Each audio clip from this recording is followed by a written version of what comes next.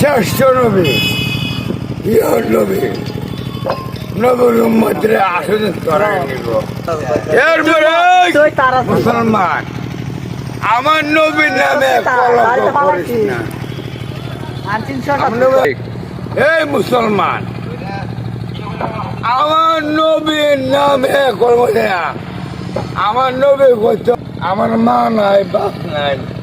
চাচা তুমি আমার মারো না, চাচা চাচা তুমি আমার মারো না, চাচা তুমি মারো না, চাচা তুমি মারো না। আমার মা নাই বাপ নাই। এই নবী মারছে, আবু জাহেল মারছে।